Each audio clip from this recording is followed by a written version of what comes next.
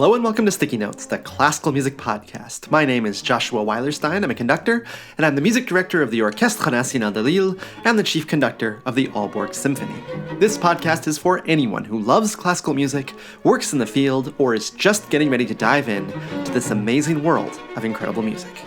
Before we get started, I want to thank my new Patreon sponsors, Sylvia, Kate, Cameron, Kate with a C, Ben, Leon, Gordon, and all of my Patreon sponsors for making Season 11 possible.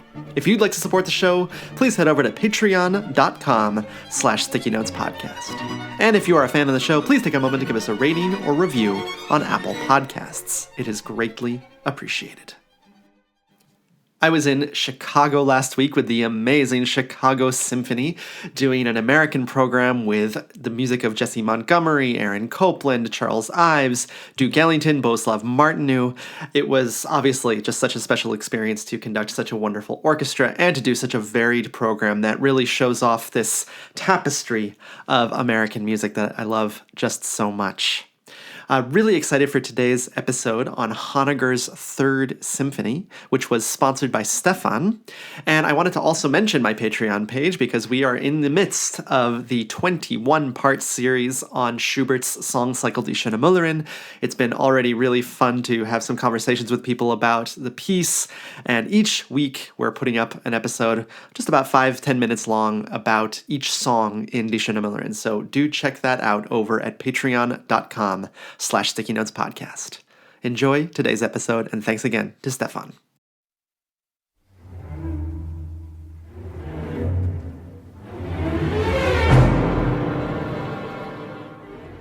In the aftermath of World War II, the Swiss composer Arthur Honegger, who had been living in occupied Paris throughout the war, wrote a new symphony entitled Liturgical.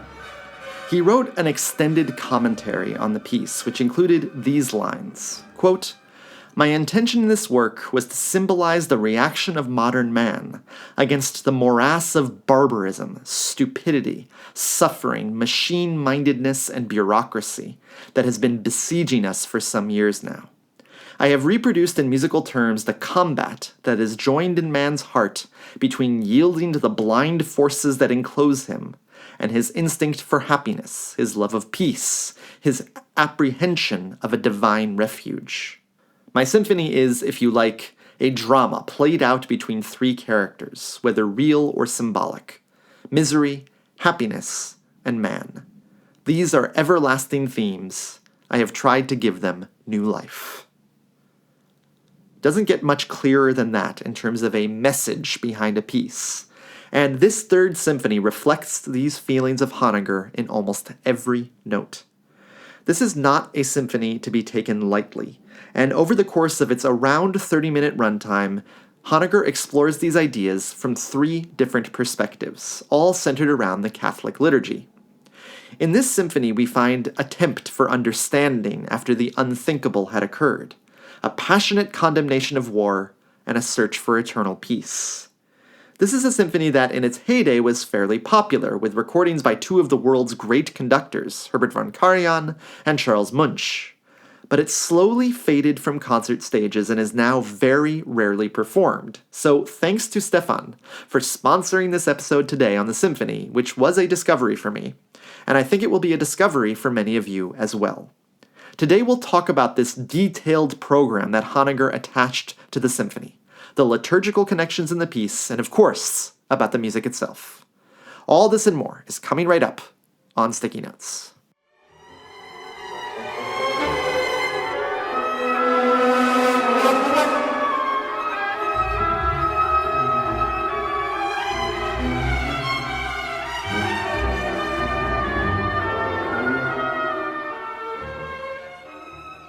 There's a fair number of you who probably have never heard of Honegger, so I wanted to give you a quick biographical background of him because I actually think it's very important for this piece.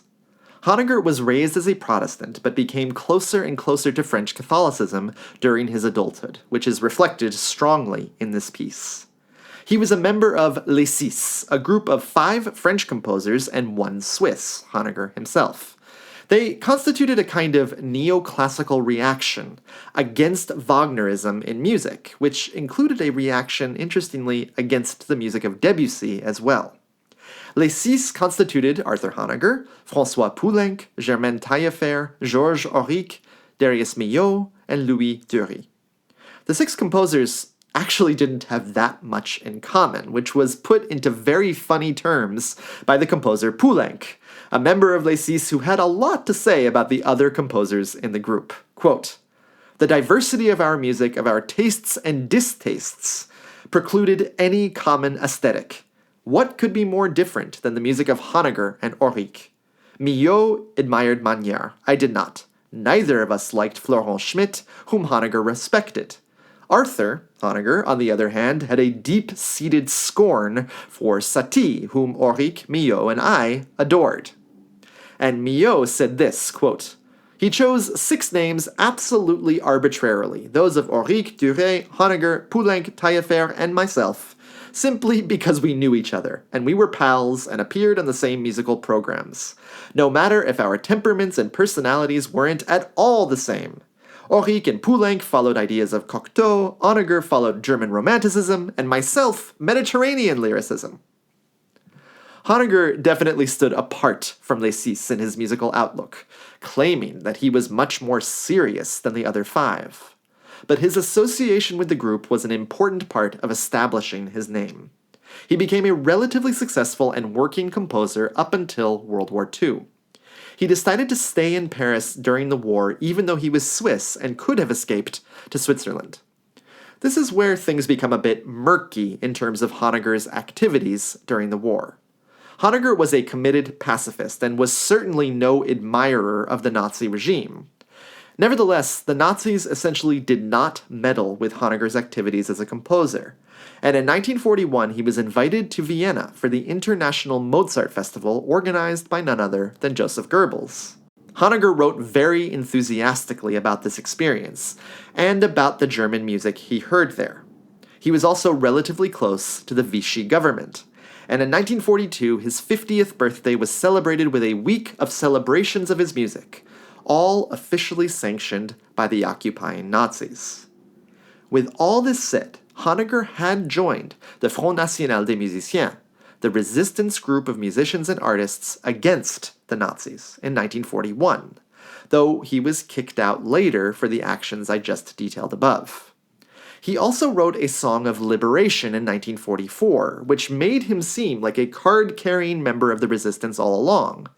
But he lied about when he had actually written it, saying that he had written the song in 1942 when it was actually written in 1944. In the end, it seems that Honegger, while no lover of the Nazis by any means, in his activities during the war, he at the same time tried to stay out of the way of them, and was also an opportunist regarding his own works. One of the justifications for that 1941 trip to Vienna was a networking trip for him to have his music performed more. Honegger was a lifelong friend and supporter to Jewish musicians such as Milhaud, so there certainly doesn't seem to be any personal animus involved in Honegger's wartime actions. But I think it does put the passionately anti-war color of this symphony in a slightly different context, considering Honegger's complicated behavior during the war.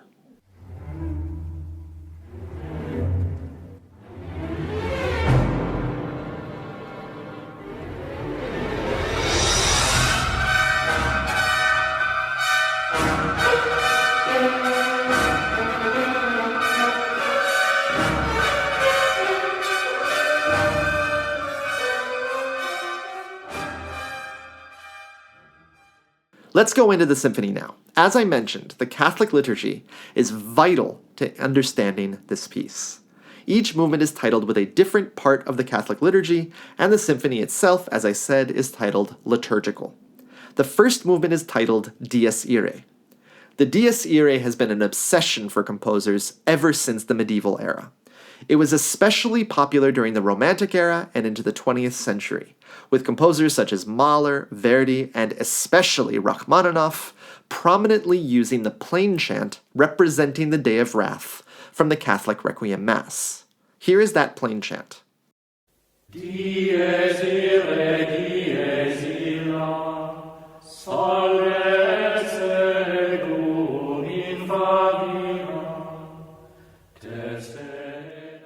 There is a recording of Honneger talking about this piece, though it's in French, so I'll do a quick translation after you hear a bit of it.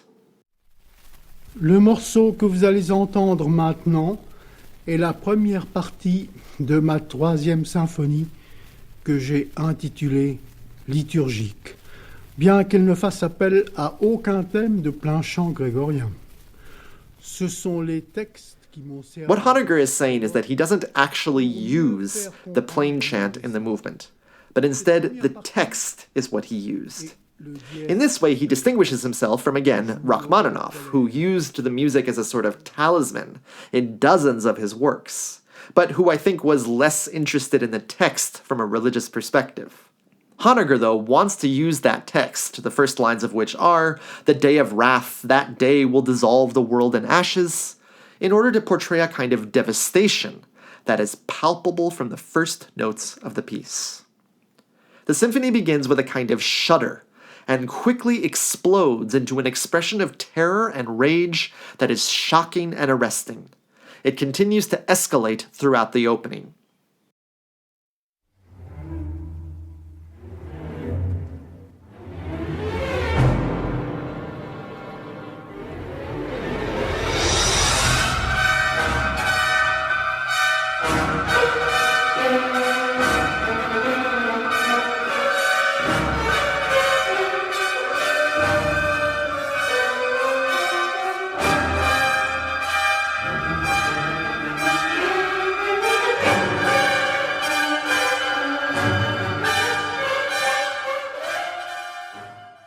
Honneger described the movement this way, quote, "In the Dies Irae, I was concerned with depicting human terror in the face of divine anger, with expressing the brutal, unchanging feelings of oppressed peoples, delivered to the whims of fate and seeking in vain to escape the cruel snares of destiny."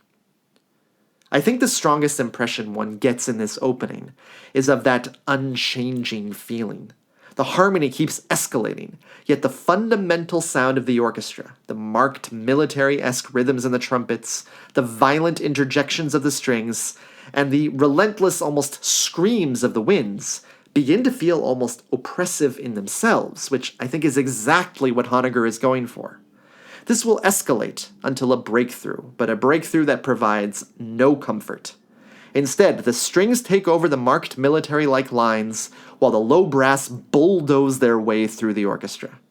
Within 30 seconds of this piece beginning, we are thrust into a terrifying and merciless world. This culminates with a remarkable moment, where the marked rhythm is played by the upper winds and brass, while the piano and strings slither up a chromatic scale. This is deeply unsettling music.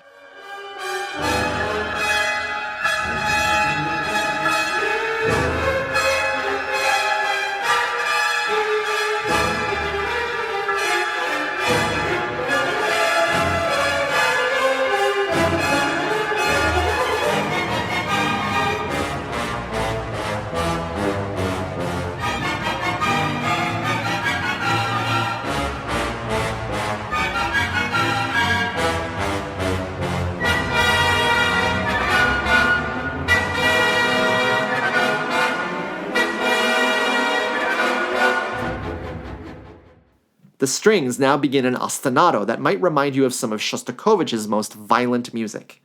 And what happens above is variations of what we heard before, violent interjections from all over the orchestra, marked rhythms, and a sense of uncompromising brutality.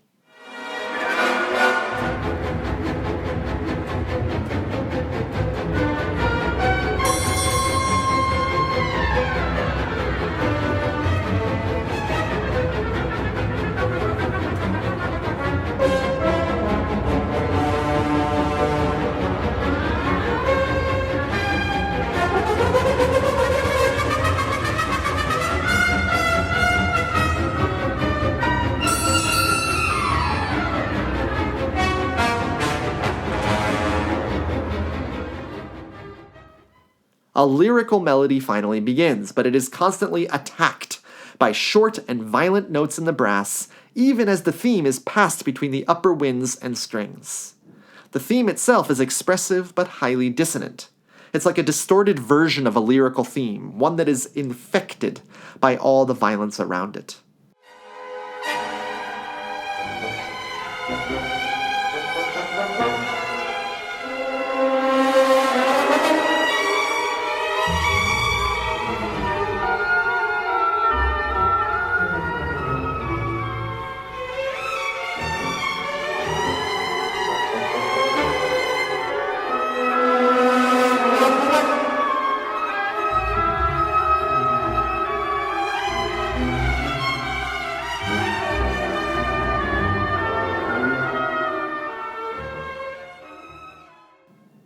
This first section ends with a brilliant and unusual color from Honneger. As the music finally dies down after nearly 3 minutes of uninterrupted fortissimo, the French horns are heard playing tremolo, fast repeated notes. This is a color that is usually used for the strings. But with the horns, it creates a kind of blur to the sound, and also a feeling of tremendous uncertainty. I've never quite heard a color like it. The ideas of the opening minutes of the movement are thrown around in fragments, including a stereotypical march rhythm played by a snare drum.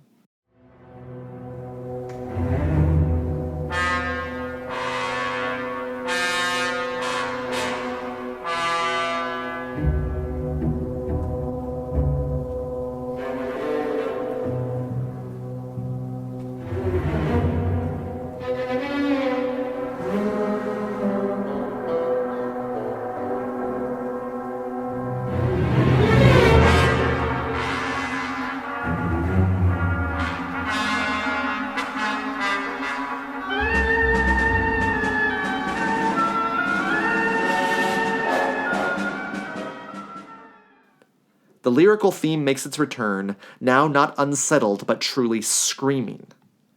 This leads to a tremendous climax, with a violin lament and horn countermelody that sounds like a distorted version of the Dies Irae music itself. All the while, as it has for the whole movement, those violent military-esque, but also in a distorted way, rhythms continue.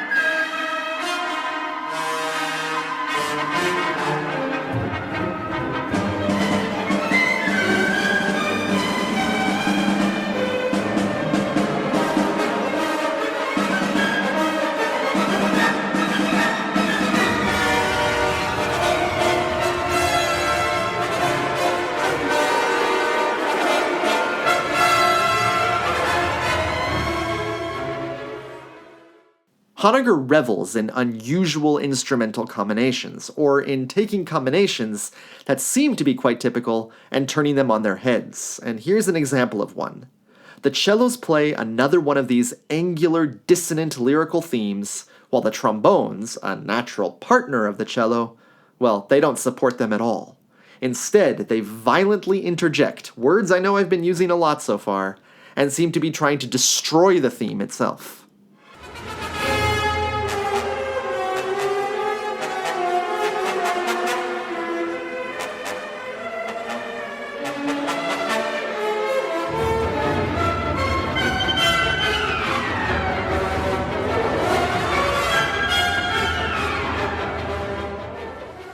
And then again, on the unusual side of things, Honneger now brings the strings back with those punishing Shostakovich-like ostinatos, while the trombones take over that big tune. But it is no longer even lyrical. It is just a wall of sound and agony.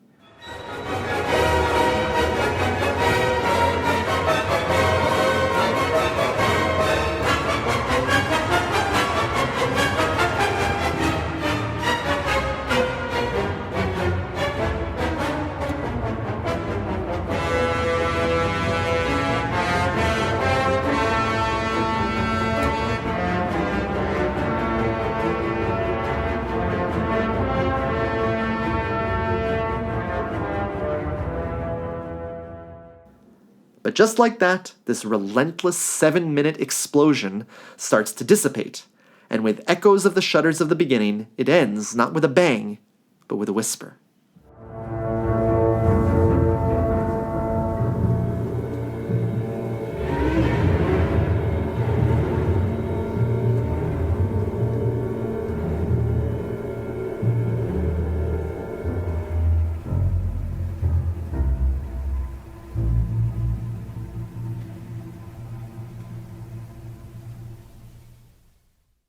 That's the first movement of this around half-hour-long symphony in 3 movements.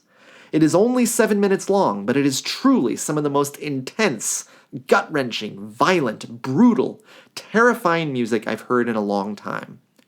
In performances of this piece that I've watched online, since I've never had the experience of hearing it live myself, the audience reaction after this movement is quite profound. Normally, at the end of a movement, audiences cough a bit, shuffle, flip through their programs, whisper, and generally give the impression of just waiting for the next movement to begin. In the case of this movement, there is silence. No coughing, not even movement. It's almost like the audience is in a state of shock, which is exactly how I was when I first heard this movement. Left in this state, Honneger had an incredibly difficult time figuring out how to move on. This is what he wrote about the second movement. The sorrowful meditation of humankind abandoned by God, a meditation that is already a prayer. What tribulation this movement cost me. How hard is it, too, to put a prayer without hope into human mouths. Toward the end of this movement, I have repeated the bird theme more obviously, the promise of peace amid disaster. This bird theme that Honneger mentioned sent me down a major rabbit hole. He mentions that the bird theme appears at the end of the first movement as well, but it's quite distorted from its original use. The bird theme comes from Honegger's absolutely surreal mystère lyrique, or sung mystery play, Joan of Arc at the Stake, written for speakers, soloists, choir, children's choir, and orchestra. It's one of the most fascinating pieces of the 20th century, and at one moment in the piece, this text appears. One thinks everything is finished, but then a robin begins to sing. Here's the music at that moment. Il y a de la neige et la glace sur tout, comme un drap et comme une cuirasse. Et on croit que tout est mort et que tout est fini.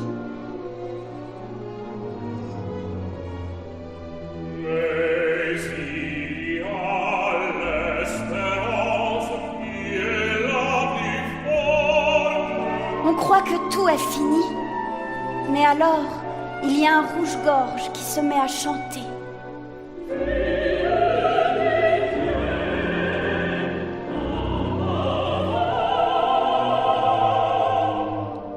Il y a un mauvais petit vent. Apparently it corresponds to this moment in the first movement of the symphony.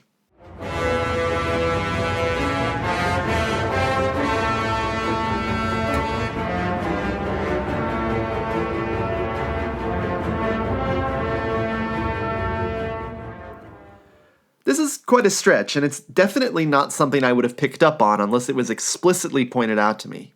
But as we move into the second movement, things begin to get a bit clearer.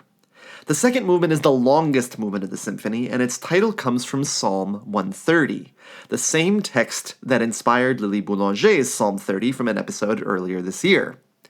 The title of the movement is Out of the Depths Have I Cried, and the movement begins in those depths, as if in shock from the violence of the first movement.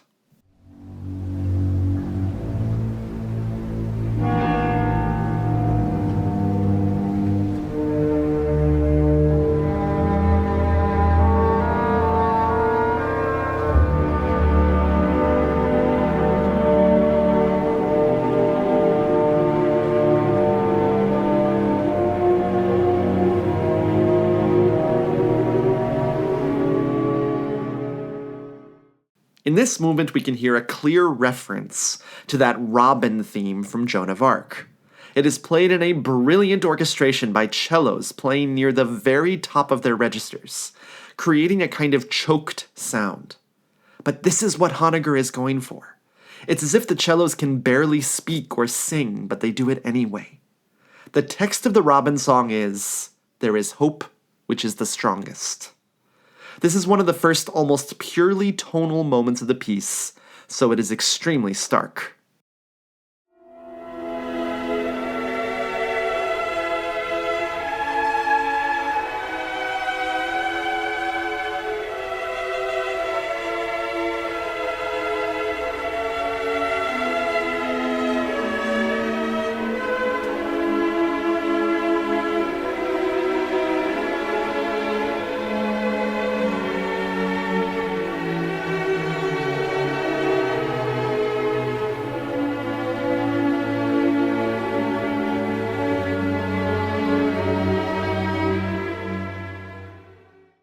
The mood of this opening part of the movement is meditative but strained, as if it can't quite believe what it is saying.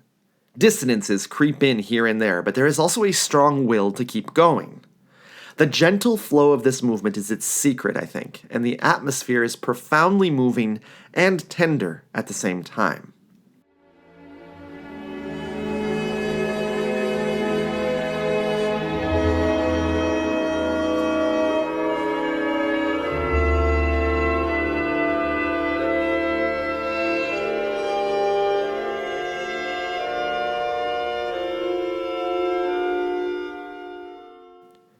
One of the most beautiful moments of the movement comes a bit later on. The general course of the movement so far has been a clear split between the strings and the winds, with both groups taking over for one another with the main voice. But finally, Honneger combines them, but not in a climactic way. Instead, he has a muted trumpet gently float over a beautiful collection of chords in the strings. It's another moment of unique orchestration on Honegger's part, and it is my favorite part of the whole piece so far.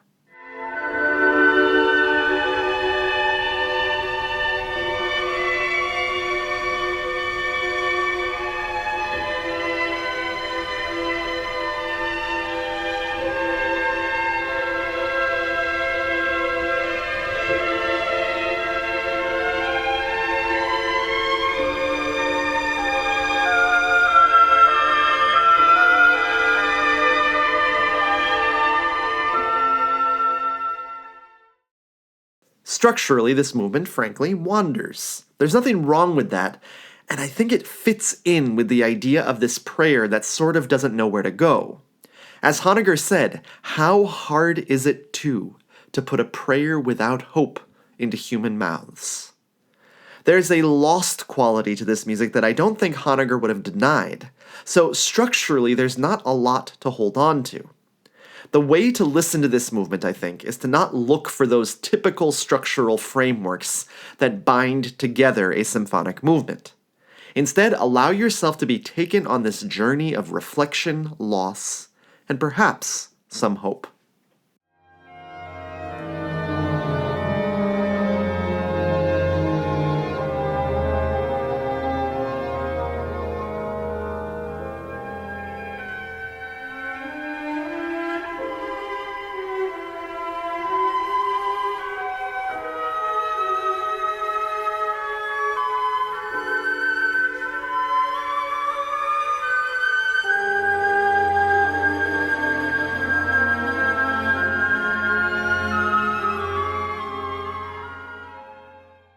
But with an accent in the brass, things change markedly.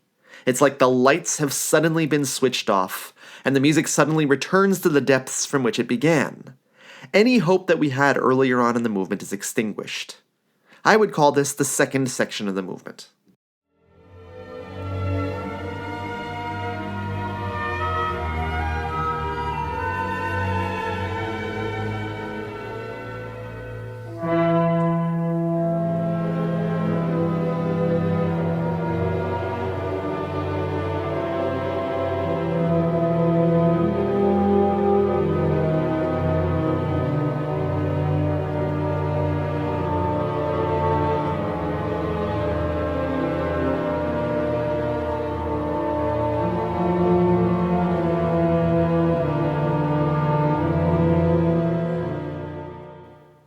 A new theme begins, a lamenting, sighing, crying theme, first played by muted trumpets, but then taken over by the violas and cellos at the top of their register.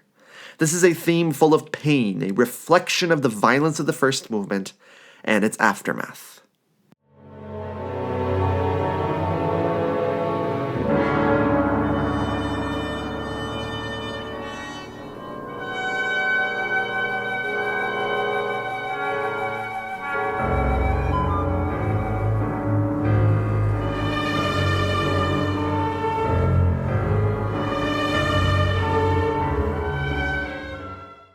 This leads us to the first climactic moment of the movement, nearly halfway through its 14-minute duration.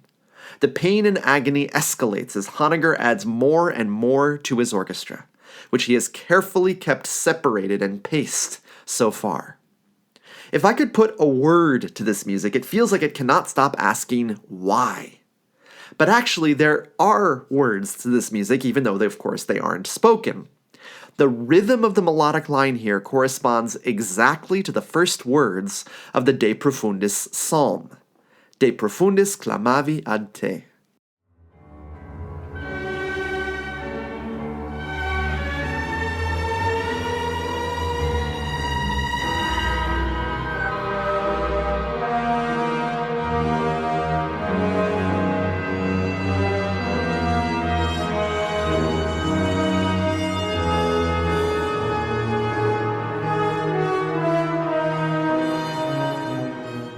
Honneger clearly wanted there to be a reference here, even if it flies over most of our heads. It leads us to a tremendous cry from the orchestra, which almost immediately begins to dissipate, and remarkably, to find itself in a similar harmonic world as the beginning of the movement, as if this desperation created hope in itself.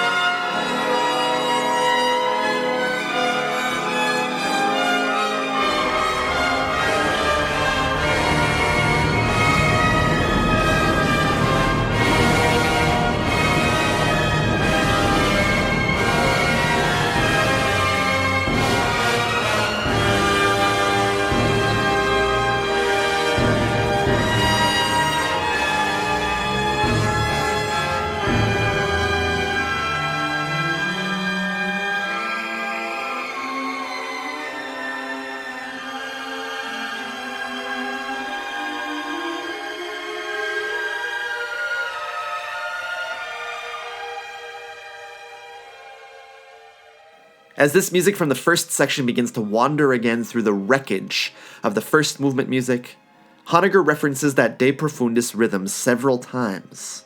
But this time it doesn't lead to another huge lament. Instead, just to more reflection. I wouldn't call this music peaceful, but it certainly wishes that it could be.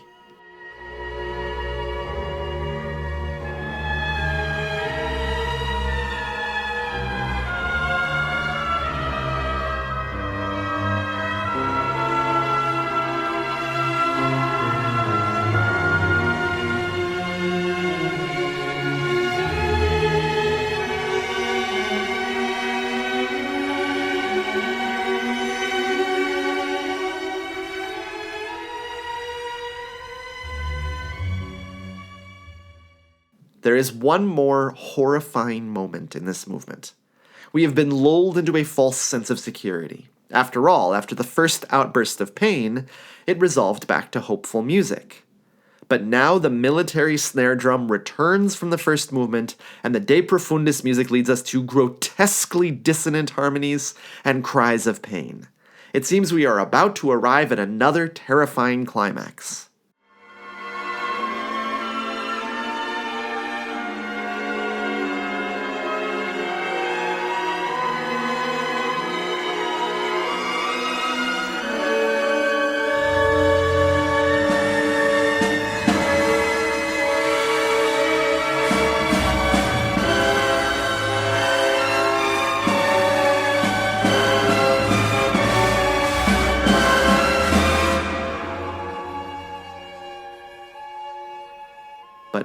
instead of the bulldozers of war returning, Honneger switches gears and returns to his hopeful music. But this time the harmonies are a bit less settled than before. This is music that still wants to be peaceful, but it's having a harder time than before. I find the atmosphere in this movement to be quite remarkable. It's peaceful and yet deeply unsettling at the same time. To be able to portray such complex emotions in music is a true skill, and Honneger absolutely does it here.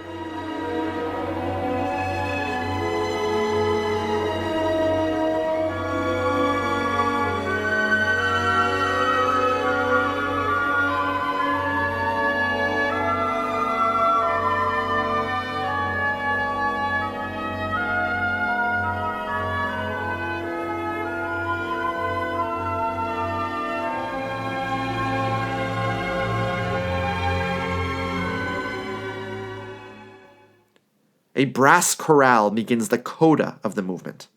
It feels as if the story is coming to an end, unresolved, as of course it has to be.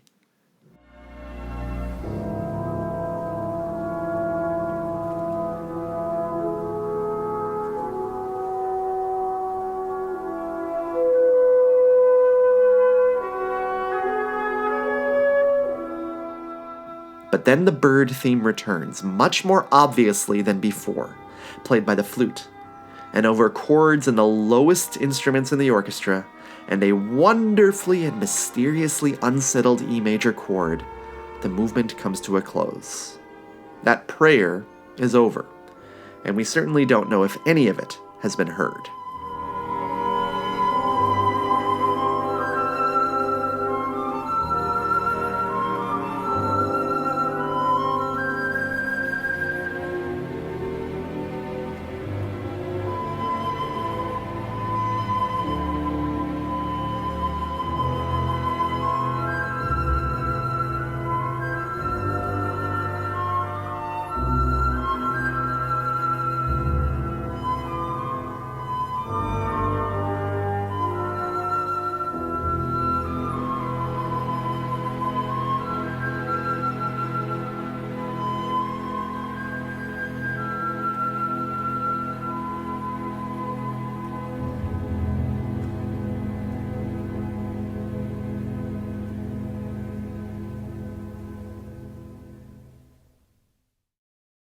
Honneger described the third movement, titled Dona nobis pacem, this way, quote, "There is nothing so stupid as barbarism unleashed on a civilization.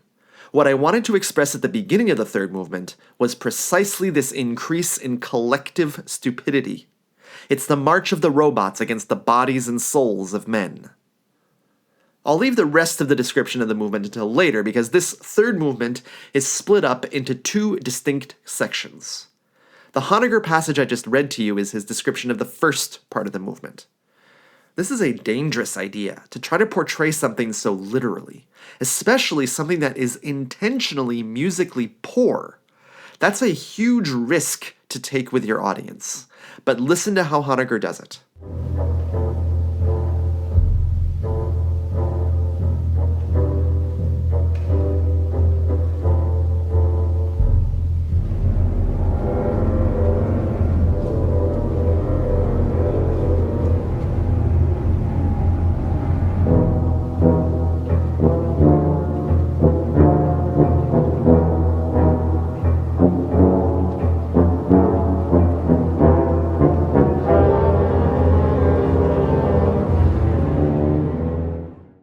Somehow, there is a massive amount of tension in this robotic music. Perhaps it's that we've had the context of the terror of the first movement and the unsettled hope of the second that influences us. But I hear something quite ominous in this music, as if the robots are on their way in and nothing can stop them.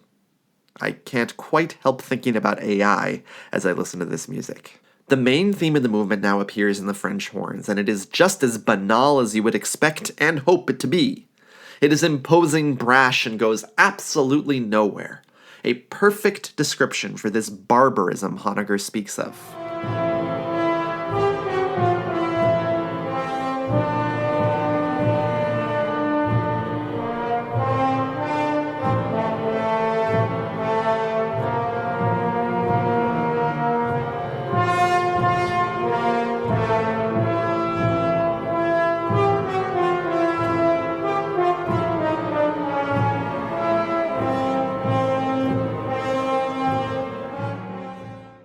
series of horror chords and glissandi now appear, adding to the grotesquerie that we are hearing. This is really shocking music. It's absolutely uncompromising in the best possible way. The strings enter to try to add some humanity to these proceedings with a huge theme marked to be played expressively. But we can't quite help getting the feeling that this is all in vain.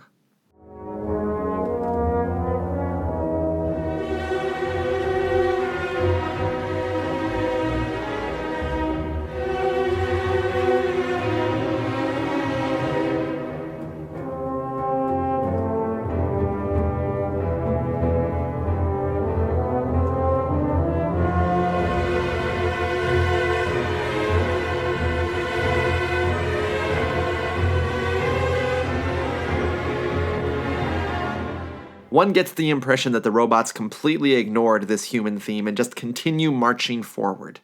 The low brass now fulfill the destiny of that rhythm at the beginning with music that John Williams would love. There's definitely a bit of the Empire in this music.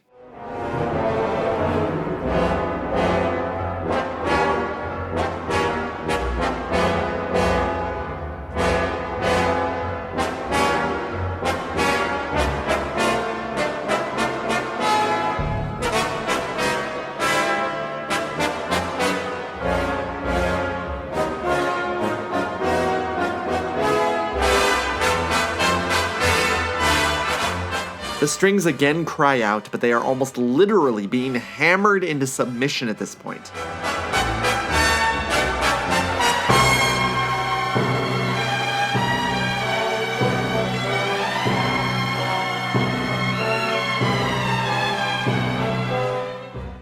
I'm going to stop here to say that if you're still with me, I can fully accept that this hasn't been any kind of relaxing or even beautiful experience listening to this music. I'll talk a bit more about that at the end of the show, because I think this relentlessness has a bit to do with the piece's lack of popularity these days. Over the top of this cry of lament from the strings, though, the horn theme comes pounding in louder than ever.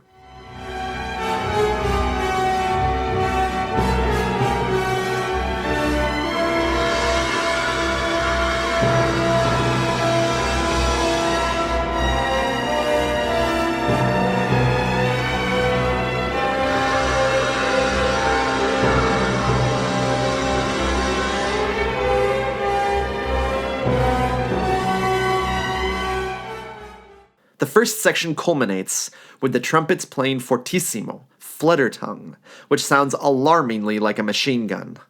The strings, now fully infected with the robotic barbarism, now play violent 16th notes, and the snare drum returns with its merciless march rhythm.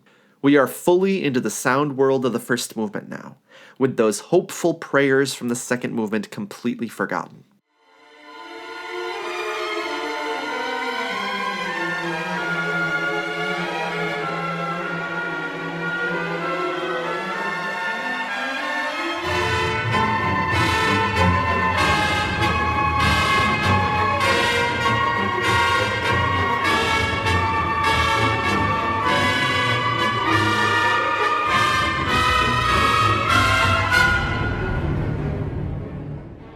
And finally, the tempo grinds to practically a halt.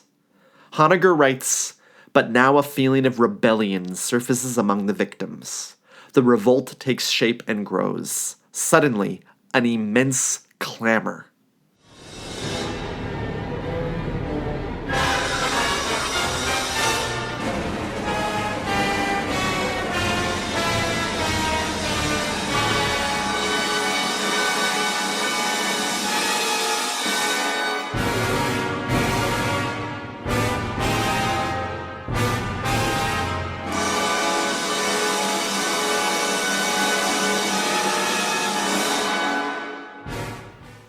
Listen again to the rhythm of that climactic moment, and then try to add the words do, na, no, bis, pa, chem.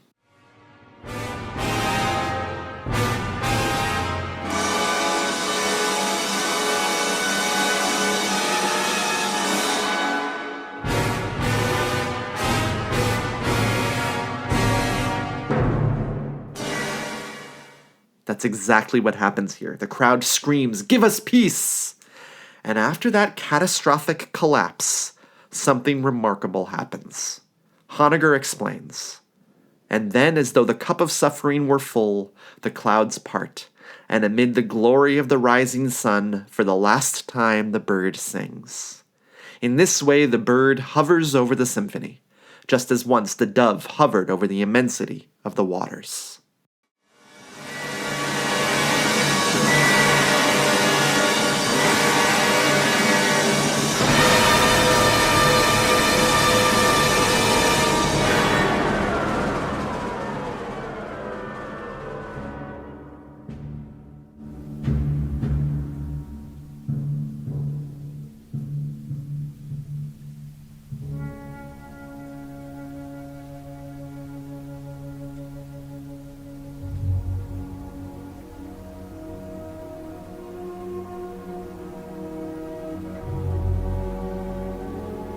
Honneger writes this section in F-sharp major, a key associated with heaven due to its extremely bright color. The music here is hypertonal, soft, gentle, and profoundly radiant.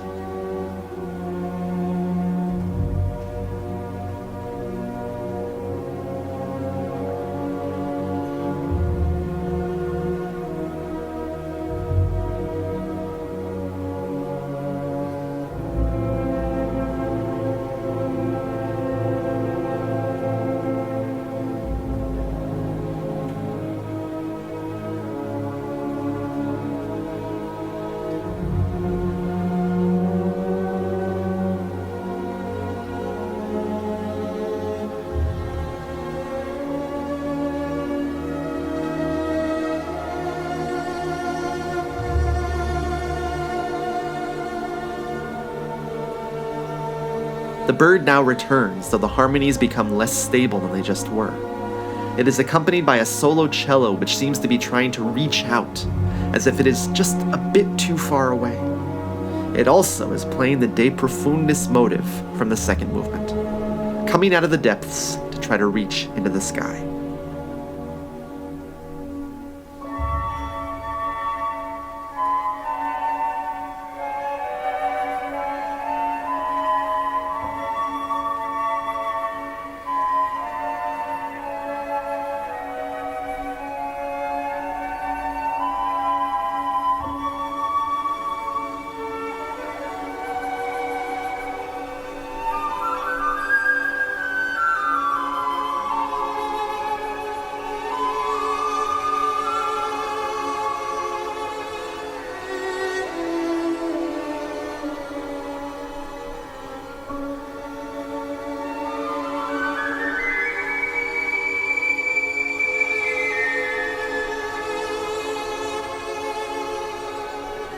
A solo violin then enters, bringing us ever closer. We end the piece in C-sharp major, the brightest possible key. The sun has risen again.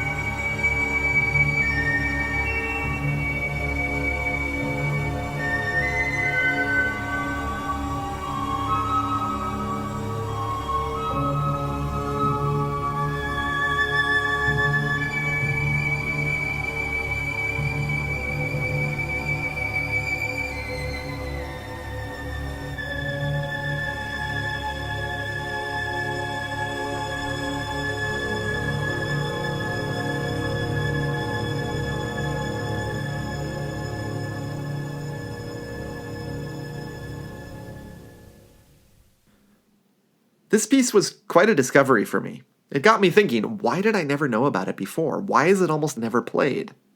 Well, I think there are a few reasons for this. One, Honegger's murky behavior during World War II, which I talked about earlier.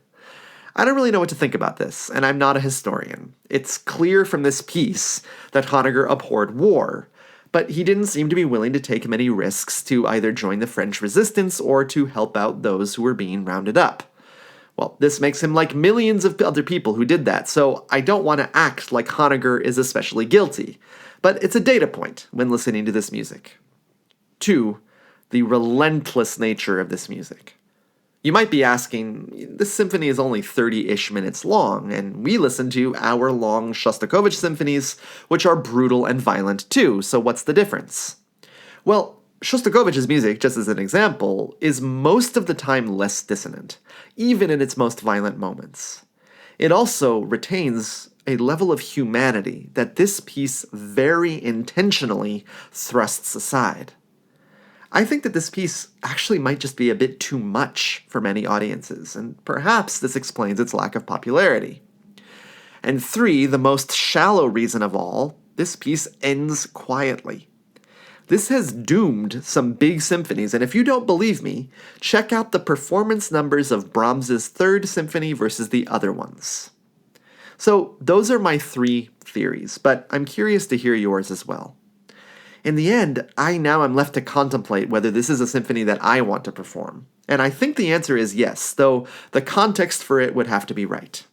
This is a remarkable time capsule of one of the darkest times in human history, and a piece that absolutely deserves to be heard more often.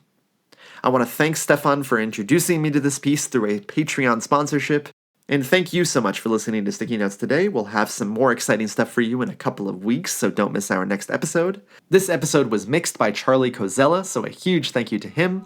If you like what you heard today, please feel free to rate and review the show on Apple Podcasts or Spotify. It really helps the show gain more visibility. And please send any questions to stickynotespodcast@gmail.com. And if you'd like to support the podcast monetarily, just head over to patreon.com/stickynotesPodcast. Thanks.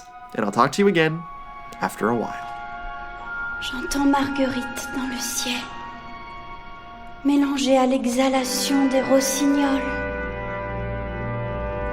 Et les douces petites étoiles, à la voix de cette active sœur sacristine, s'éteignent